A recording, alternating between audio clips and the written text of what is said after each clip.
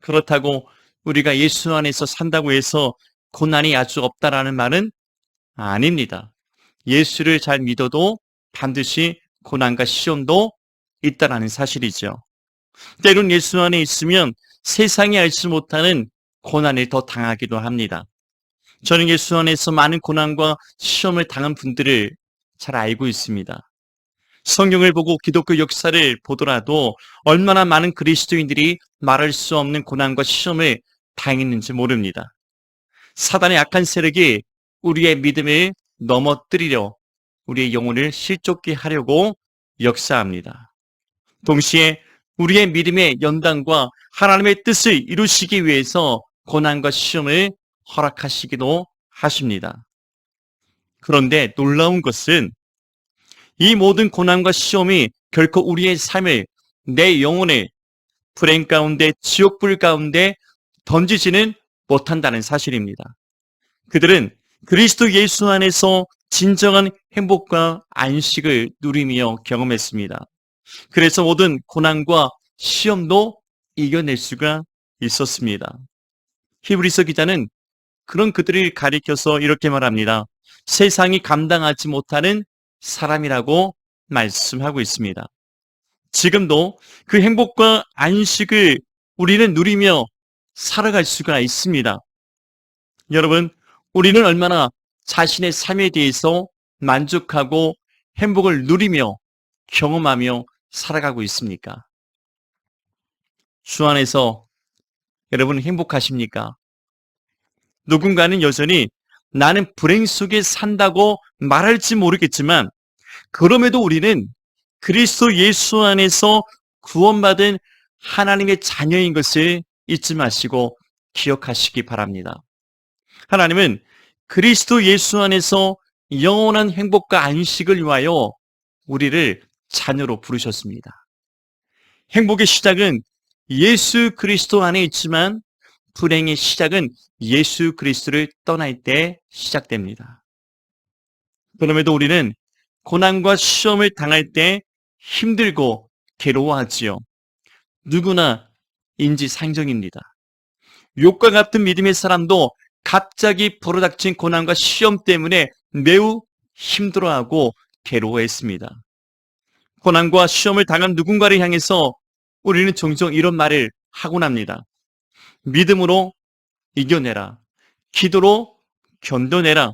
심지어 당신의 죄를 회개하라고 말하기까지 합니다. 하지만 듣는 사람 입장에서 생각해 보면 그게 어디 쉬운 일입니까? 때론 그런 말들이 내 마음에 깊은 상처를 내기도 합니다. 우리가 말할 수 없는 고통을 가중시킬 수도 있다는 사실입니다. 마음 같아서 당신이 당해보지 않았으면, 당신이 아파보지 않았으면 그런 말을 하지 말라고 말하고 싶을 정도라는 것입니다. 그래서 저도 고난과 시험을 당한 분들에게 다가가서 이야기할 때는 그 어느 때보다 조심스럽게 기도하고 이야기를 꺼내곤 합니다. 영성신학자 마라바터는 이런 말을 했습니다. 누구나 의미 없는 고난은 없다. 분명한 것은 그리스도인이 당하는 고난과 시험에는 분명한 하나님의 뜻이 있다는 사실입니다. 시편 119편 67절에서 시편 기자는 다음과 같이 고백했습니다. 고난 당한 것이 내게 유익이라. 이로 말미암아 내가 주의 율례들을 배우게 되었나이다. 더 나아가 로마서 8장 18절에서 생각하건대 현재의 고난은 장차 우리에게 나타날 영광과 비교할 수 없더라고 우리에게 말씀하고 있습니다. 즉 그리스도인의 받는 고난은 의미 없는 것이 아니라 때론 우리에게 유익한 것이며 영광 중에 우리를 그리스도께로 인도하는 하나님의 축복의 통로가 된다는 것입니다. 오늘 본문의 말씀은 초대교회 7 집사 중에 한 사람이었던 스데반 집사의 순교와 동시에 함께 시작되었던 예루살렘 교회의 박해를 다루고 있습니다. 이 신앙의 박해가 얼마나 컸던지 성경은 가리켜서 큰 박해라고 말씀하고 있습니다. 여기서 크다라는 의미는 헬라어 메가시에서 유래된 100만 배라는 뜻을 갖고 있습니다. 100만 배. 큰 박해는 100만 배의 크기의 박해가 있었다는 것입니다. 다시 말해서 상상할 수 없을 만큼의 큰 박해가 시작되었다는 것입니다. 그런데 당시 로마 제국의 기독교 박해는 초대 교회뿐 아니라 오늘날 우리에게도 놀라운 축복의 결과를 가져왔습니다. 신앙의 박해가 더욱 거세질수록 오히려 초대교회는 더욱 부흥하고 성장했으며 이는 세계 복음화의 초석이 되었습니다. 신앙의 박해를 피해서 흩어진 예루살렘의 초대교회 성도들이 사마리아와 온 땅에 이르러서 복음을 전하기 시작했고 오늘날 우리에게까지 이 복음이 전해져 온 것입니다. 다 하나님의 뜻을 이루고 주의 말씀이 성취되기 위해서 이런 고난과 시험이 그들에게 찾아왔던 것이죠. 오히려 초대교회 성도들이 받은 설상가상의 박해와 고난은 온 인류의 구원의 통로가 되었다는 것입니다. 그렇다면 우리 인생에도 반복되는 설상가상의 고난과 시험을 우리는 어떻게 이겨내야 할까요? 첫째, 고난과 시험을 하나님의 뜻으로 받아들여야 합니다. 본문 1절과 2절에서 스데반 집사가 순교를 당하고 경건한 사람들이 그를 위해서 장사하고 크게 울었다고 말씀하고 있습니다. 사도행전 7장에서 스데반 집사가 순교를 당했습니다. 초대교회 최초의 순교자가 바로 스데반 집사님이시죠. 이 일로 인해서 예루살렘 교회와 성도들이 너무나 슬프고 괴로워서 크게 울었다는 것입니다. 2절에서 함께 울었던 이 사람들을 가리켜서 경건한 사람들이라 말씀합니다.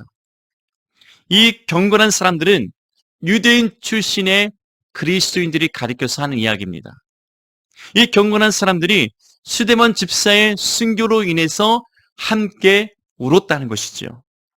성령과 지혜가 충만했던 사람, 많은 그리스도인들에게 칭찬과 돈이 되었던 스데반 집사의 순교가 초대교회 성도들에게 크나큰 충격과 슬픔을 가져왔던 것입니다.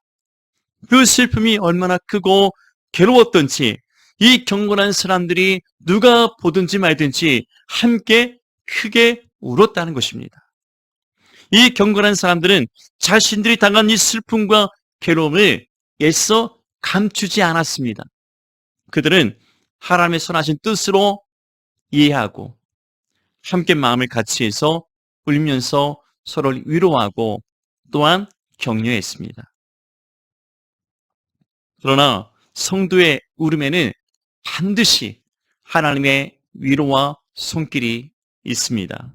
그래서 인생의 고난과 시험이 닥쳐와 슬프고 괴로울 때는 주 앞에 나아가 엎드려 마음껏 우시기 바랍니다. 사람들 앞에 울지는 못할지라도 하나님 앞에 우리 심령을 토로하며 마음껏 우십시오. 한나는 어린 나이 격동과 자식이 없음으로 인해서 매일 괴롭고 슬퍼서 울었습니다. 한나는 절기를 맞아서 실로에 올라올 때마다 남몰래 성전에 들어가서 울었다는 것입니다. 사람의 오해를 받기도 했습니다. 그러나 때가 되어 그 눈물의 기도를 주께서 돌아보시고 그에게 응답하셨습니다. 그것이 바로 사무엘이라는 아들을 그에게 주신 것입니다. 바로 그 응답을 우리에게 주심으로 하나님은 이루하시고 슬픔을 만져주십니다. 하나님은 모든 슬픈 자를 위로하십니다. 모든 눈물을 그 눈에서 닦아주시는 위로와 소망의 하나님이 되십니다. 지금 우리에게 있는 이 모든 슬픔과 아픔을 다 아시는 하나님, 이제 그리스도 예수 안에서 우리에게 넘치도록 위로하시고 기쁨으로 응답하실 우리 하나님을 향해서 감사하고 믿음으로 바라보시기 바랍니다. 둘째, 고난과 시험을 성장의 도구로 삼아야 합니다. 하나님은 성도의 슬픔을 위로하시고 눈물을 닦으시며 돌아보시며 응답하시지만 우리가 그 슬픔에 머물러 있기를 하나님은 원치 않으십니다. 본문 1절과 4절에서 스데반 집사의 순교로 시작된 초대교회 박해는 사람들을 온 유대와 사마리아와 땅끝까지 흩어지게 만들었습니다. 그러나 그들은 가는 곳곳마다 교회를 세우고 복음을 전했습니다. 자신들이 살던 땅에서 박해를 피해서 도망을 갔지 않습니까? 그곳에서 망연자실하고 슬퍼하며 괴로움으로 끝난 것이 아니라 가는 곳곳마다 교회를 세우고 복음을 전하며 예수 그리스도를 위하여 자신들의 목숨까지도 아끼지 않았다는 것이죠. 이 경건한 사람들은 계속해서 슬픔에 잠겨 있지 않았습니다. 그럴 틈도 없었죠. 오히려 그들은 흩어진 곳곳에서 예수 그리스도의 복음을 전하며 교회를 세웠습니다. 이것이 하나님의 역사요 초대교회 가운데 하나님께서 행하신 일들입니다. 본문 3절과 4절에서 이렇게 말씀하죠. 사울이 교회를 잔멸할새 각 집에 들어가 남녀를 끌어다가 옥에 넘기니라. 그 흩어진 사람들이 두루 다니며 복음의 말씀을 전할새. 본문에서 그 중에 대표적인 한 사람을 소개합니다. 바로 7 집사 중에 또 한 사람이었던 빌립 집사를 이야기하고 있습니다. 그 빌립 집사에 관한 말씀이 본문 5절에서 기록되어 있는데요. 빌립은 사마리아 성으로 내려가 예수 그리스도의 복음을 전하기 시작했습니다. 그리고 많은 표적이 그에게서 나타났습니다. 그 성의 사람들이 놀랍게도 이 복음을 받아들이고 믿기 시작했습니다. 여기서 우리가 알아야 될 것은 아무리 큰 고난과 시험이 찾아와도 그 자리에 앉아서 슬퍼하는 것만이 주님의 뜻이 아니라는 것입니다. 그 슬픔의 자리에서 주의 위로와 소망을 얻는 것만이 하나님이 바라시는 원하시는 일이 아니라는 거예요. 여러분, 우리는 고난과 시험이 다가와서 슬픔과 고통을 당할 때 하나님의 위로를 구합니다. 하나님의 만져주심을 돌아보심을 원합니다. 하나님이 그렇게 하시죠. 그러나 우리 하나님의 뜻은 거기서 머물러 있지 않다라는 사실입니다. 더욱 하나님의 나라를 위해서 그의 뜻을 이루기 위해서 우리가 일어나 다시 한번 성장의 발판의 도구로 이 고난과 시험을 이겨내기를 원하신다는 사실을 기억하시길 바랍니다. 비록 누구나 고난과 시험이 찾아오지만 누군가는 그 고난과 시험에 주저앉아 울기만 하는 인생으로 끝나기도 하고 그 고난과 시험을 발판 삼아 일어나서 하나님의 뜻을 이루어 나가는 주의 성도들이 되기도 한다는 사실입니다. 여러분, 누구나 고난과 시험이 찾아오지만 그리스도 예수 안에서 내 영혼이 자라가고 내 믿음이 성숙해 나가기를 하나님께 기도하시기 바랍니다. 그것이 오늘 우리에게 고난과 시험을 허락하신 하나님의 뜻임을 아시기 바랍니다. 셋째로, 고난 끝에는 기쁨이 있음을 믿어야 합니다. 성도의 고난과 시험은 하나님께서 허락하신 일입니다. 그래서 결코 실패와 끝이 아니라 축복의 한 과정일 뿐이라는 사실입니다. 그래서 고난의 뒤에는 하나님께서 예비하신 축복이 반드시 있다는 것이죠. 본문 8절에서 이를 기쁨이라고 표현하고 있습니다. 함께 읽으시겠습니다. 본문 8절입니다. 그 성에 큰 기쁨이 있더라. 아멘. 여러분, 예수 그리스도 안에서 기쁨을 누리며 살아가고 있습니까? 본문 8절에서 말씀하고 있는 이 기쁨이라는 표현, 단회적인 것이 아니라 멈추지 않는, 마르지 않는 기쁨의 의미를 갖고 있습니다. 유대와 사마리아와 모든 땅에 흩어져 복음을 전했던 이 사람들과 이 복음을 듣고서 표적을 보고서 예수를 영접하고 믿게 된 사람들에게 주어진 이 샘솟듯 솟아나는 영원한 기쁨을 우리 모두가 함께 누리는 축복이 있기를 예수님의 이름으로 축복합니다. 빌립이 사마리아 성에서 복음을 전할 때 많은 사람에게서 귀신이 떠나갔습니다. 또 많은 중풍병자와 못 걷는 사람들이 일어났습니다. 이것이 가능했던 것은 예수 그리스도의 이름과 복음의 능력이 그들에게 임했기 때문입니다. 그러자 그들에게 영원한 기쁨이 샘솟듯 솟아났습니다. 그 사마리아 성의 영적 대각성과 부흥의 역사가 일어났다는 것입니다. 그러므로 지금 우리가 당하는 고난과 시험은 당장은 힘들고 괴롭지만 결국에는 큰 기쁨의 구원의 열매와 응답으로 우리에게 이루어진다는 사실입니다. 우리만 기쁜 것이 아니라 우리로 인해서 누군가가 우리의 이웃과 교회들이 나라와 민족의 전 세계 가운데 큰 기쁨의 구원의 소식이 증거되고 구원의 열매들이 맺혀지는 역사가 있어지기 원합니다. 아멘.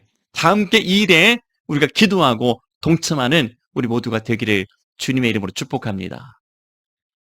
시편 126편 6절에서 울며 씨를 뿌리러 나가는 자는 반드시 기쁨으로 그 곡식단을 가지고 돌아오리로다 말씀합니다. 이 말씀과 같이 잠깐의 슬픔과 고난이 우리에게 늘 있지만은 반드시 하나님께서 우리에게 큰 기쁨의 좋은 소식과 열매를 맺게 하실 것을 믿고 오늘도 우리 사랑의 주님을 믿음으로 바라보는 저와 우리 모두가 되기를 바랍니다. 우리가 살아가는 삶에는 날마다 반갑지 않은 손님들이 자주 찾아옵니다. 늘 기쁨이 좋은 소식만 찾아오면 얼마나 좋겠습니까?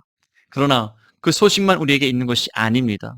고난과 시험의 슬픔과 고통의 소식들이 날마다 우리를 찾아옵니다. 우리를 괴롭게 합니다. 우리로 하여금 크게 울게 만듭니다. 크게 고통스럽게 합니다. 그러나 그것으로 우리가 주님 앞에 엎드려 울며 기도할 때 하나님은 위로하시고 도우시고 구원의 큰 기쁨의 소식을 우리에게 안겨주실 것입니다. 예수 그리스도 안에서 우리에게 주시는 하나님의 놀라운 선물임을 믿으시기 바랍니다. 날마다 이 믿음을 가지고 오늘 또 고난과 슬픔 가운데 시험 가운데 살아가는 우리 모두가 예수 그리스도의 큰 기쁨의 좋은 소식을 가지고 승리하며 살아가는 한 주간이 되시기를 예수님의 이름으로 축복합니다.